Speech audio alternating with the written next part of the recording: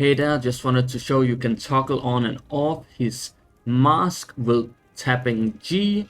Let's get into the actual character guide and Chaos Kit breakdown. We have his basic attack. He has his normal basic attack, his heavy attack, and his plunge attack. Let's start with his basic attack. He auto attacks to build up crime, where you have a little scythe. If you play Wooper, it will basically be your forte. So he builds up crime. And once his crime bar is full, you can hold your heavy attack to do a charged attack that does a ton of damage. You can also do your charged attack without crime stacks, but it will only do one attack. While if you have full crime stacks, it will do a second attack where most of your damage comes from. Then you have his plunge attack that he can plunge to scan nearby enemies. It's not very useful right now, but maybe they'll update it in the future. I don't think so. It's just a little gimmick. Then we have his skill, which summons his dog and inflicts wound on the target. Increases the damage dealt by 20% when attacking the target that has wound. So it just basically applies a debuff that increases your damage. Next up we have the ultimate. The ultimate also summons his dog to do a bunch of attacks, which is your average ult. Then we have the important part, which is it increases your crime regeneration rate. So you get more crime for all your skills and your attacks and stuff like that, which makes it so you can do more heavy attacks. So you want to make sure you build your crime doing your ult. It also procs wound on every target in the area. So if you're doing AoE content, it procs wound on all of them. Then we have his swap in skill, which just does your average amount of damage. Not much to say there. Then we have his first talent that do a big amount of damage when you Esper cycle from Lakshana to Cosmo and get proc Remoro. After Remoro runs out, it will do 800% of its attack as damage. And this can be increased up to 300% by extra duration. So the only way to get extra duration right now in the game is Heather passive, which can increase Remoro from 5 seconds up to 12 seconds. That means Heather can get 300% extra damage on Chaos first talent, which is a big deal. 1100% damage, that's basically an ult. That's a lot of damage. Then we have his second talent. It just makes Warrant increase the target's damage taken to 30% up from 20, so you get 10% extra damage, which is really nice. For the TLDR version of his life skill, for the fishing one, it's not really worth getting unless you fish every single beetle coin in the fishing shop every month. Then it can definitely save you some time. It just reduces the stamina a little bit that the fish has, which is 2 stamina I believe, 1 at 3 and 1 at 5. Then it increases how many fish you can have with high price every day by 1, and it increases the bait effectiveness by 25% if you're using a specific bait effectiveness. So all in all, it's not a great life skill, but it's not the worst one. I guess it will save you a little bit of time, but I will definitely not prioritize taking this one. For the next life skill, it just makes it so you can summon 2 dogs instead of 1. Let's get into what these dogs actually do. If you hold G on your keyboard, it will summon his dog, which will put down a portal on the map that you can teleport to. You can put this down basically anywhere on the map, which is just a free TP, and if you level up his skill, it's 2 free TPs. In my opinion, it's not really worth getting, but if you have nothing else to spend your coins on or your seeds on, then you can get it. For awakenings, we are gonna start with his A6, which is his best awakening. It makes him immediately restore crime after he casts his ult, which is very strong. It makes you get an extra heavy attack in your rotation, and it's also your hardest hitting skill or damage in your entire kit, so it's a pretty big increase in damage. It also allows him to be future proof or a little bit of future proof by being able to be played as a sub DPS, as you can swap into him, press E, press Alt, heavy attack, and swap out of him. So this is a really good awakening.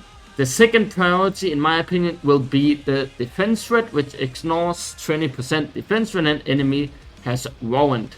Then the next one is gonna be the A3, which increases his crit damage after casting his ult. Then we have his A5, which is gonna be the next best one, which is gonna increase his target's damage taken by warrant by 20% when there's only one target. So this is really good for bosses, but it's not useful for AoE floors. Then we have his A1. This one technically doesn't increase your damage, but it can increase your damage by giving you more crime build-up, as you cannot always fit your entire rotation within the 12 seconds remover debuff if you have to dodge a lot on bosses or if the bosses are stalling. So this one can be a damage increase, but it's also just a nice QL to lower his duration or rotation time. This can also help with the sub DPSing in the future. This one doesn't really have an actual value, as if you play in a perfect scenario, it doesn't increase your damage, but in a real scenario it should increase your damage. So I would take this one depending on how it feels to play. It can be your second awakening if you can't get your rotation off on specific bosses, or it can be one of your last awakenings. Then we have the last awakening, the A3, which just transfers your warrant buff to other enemies when they die. This is only good for AoE, but even on AoE floors you often want to kill all the mobs at the same time, so it's not really that useful. This is just, if you want to A6 him, this is just a bonus for AoE floors. That is gonna be his awakenings. Let's get into Chaos build. Let's start with his skill priority. The first one is gonna be his basic, then his ult, then his skill. Basic attack is by far the most damage you do, and then ult next up. I would say basic attack is probably around 85% of your damage, and your ult is probably gonna be around 14% of your damage, and then skill is gonna be around 1% of your damage. These are rough numbers. So you can definitely get away without ever leveling your skill, but your ult and your basic attack are definitely worth leveling. Prioritize basic attack. Then we have the weapons. Obviously we have his limited weapon, which is his best option. Then we have the battle pass weapon, and then an A rank. The difference between the A rank and his limited weapon is roughly around the 20%, and the difference between battle pass and limited is around 15%. Now the difference between Lacrimosa's limited weapon and Daffodil weapon was around 18%, which means this A rank is roughly just as good as any of the other standard S ranks for the other limited characters. It's actually better than Hefro's Keeper for Hotori, and it's on par with Nanali's free-to-play options, so the A rank is definitely a good option. And the limited weapon does not have a lot of future potential. The only thing that really translates well is the little bit of crit damage that it does have. Unless we get lucky and get a Lakshana character that uses the same archetype, then it's definitely a good weapon for the future, but we have no way of knowing if that's ever gonna happen. So on my priority, it's still better than Lacrimosa and Hotori weapon for future proofing, but it's definitely way worse than Nanali. I wouldn't get it if you're looking to future proof yourself. I would only get it if you want it for Chaos himself. Then we have the gear set, which is gonna be Street Boxer, and on the right side you can see how to put up your Tetris pieces. And for the main stats we have elemental damage and crit damage. Why we don't have crit rate is because you get 10% from Hotori passive, you get 14% from the set, and you get another 14% from the set when you have Remora active, and Heather does increase Remora to 12 seconds, which leaves you with way over 38% crit rate just from the set alone, and Heather, which including his weapon, is another 24%, which leaves you at 50 60% crit rate, and then you have your substats. You're gonna be well above the 80 to 90% range of crit rate, so you do not need crit rate anywhere else. Even if you're not using Heather, you will still be above 60 to 70% crit rate in that range, so you should be fine without a crit rate main stat. For his substats, we want crit rate, crit damage, then damage percentage, then attack percentage. That is everything for his build. Let's get into his team comps. We have a few different team comps here. Obviously, Chaos is in all of the team comps. The first one we have is MC Heather G1 for AoE. Then we have MC Heather and Sekiri for AoE. You can swap G1 and Heather around as you wish for any AoE content. If you don't have Heather, you have the option to replace Heather with Hanel, and you can still do AoE with this combo. Then you have the last team comp, which is for exclusively for bosses, which is MC Heather Hanel. You can't really do AoE floors with this as you have no grouper. It's like a last resort if you don't have Juan or Sekiri, or if you're using one of them on your other team and you don't have the other one. But I don't recommend this setup.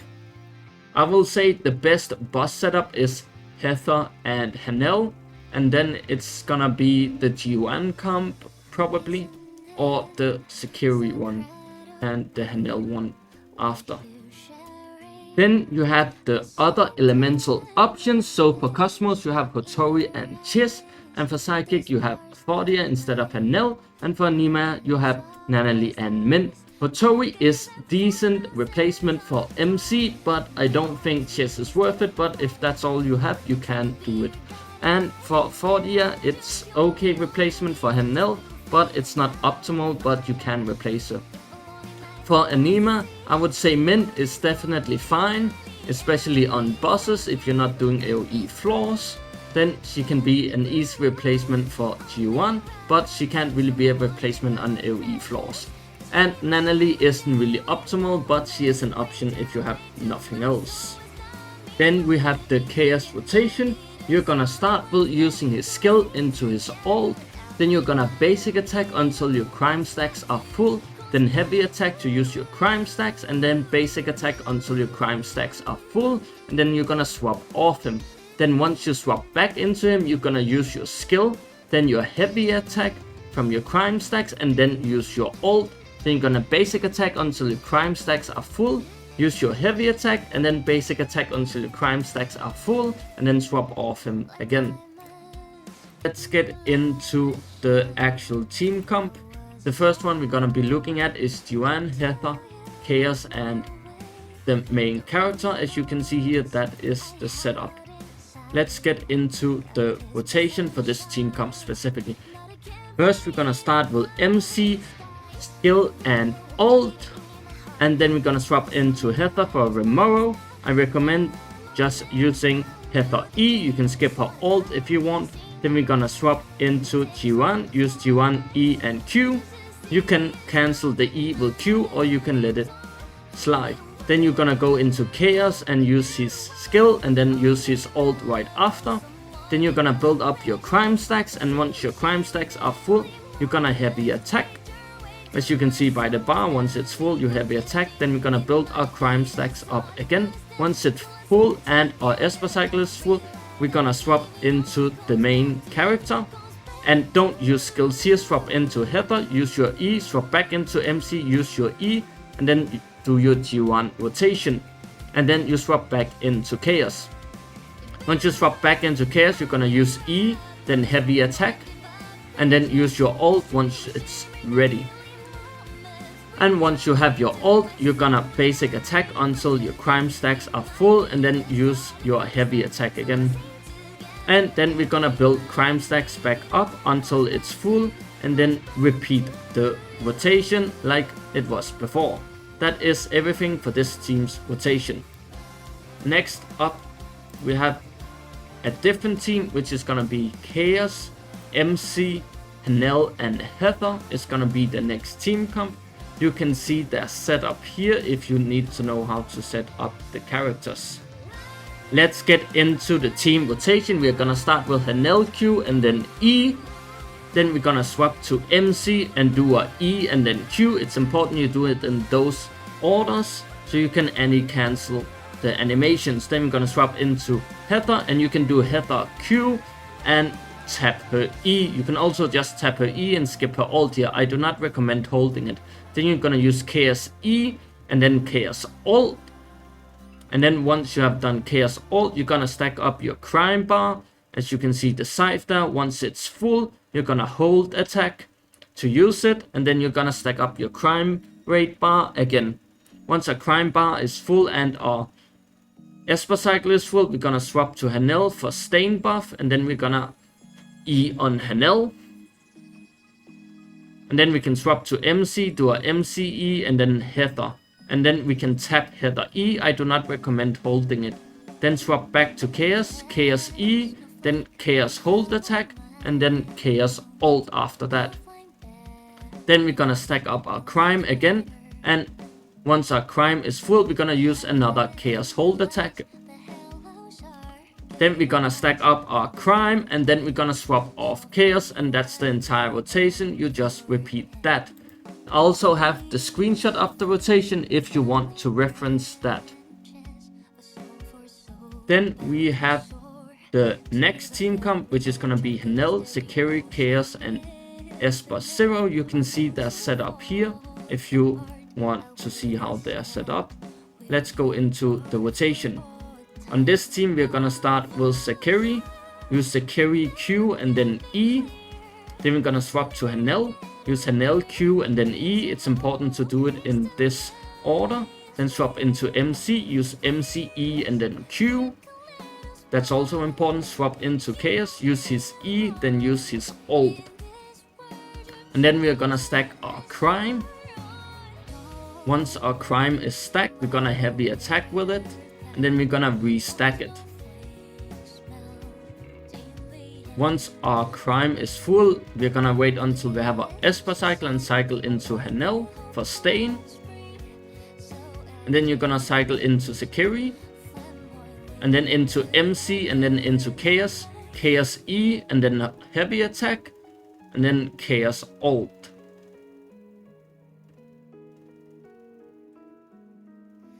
And then you're gonna stack your crime again.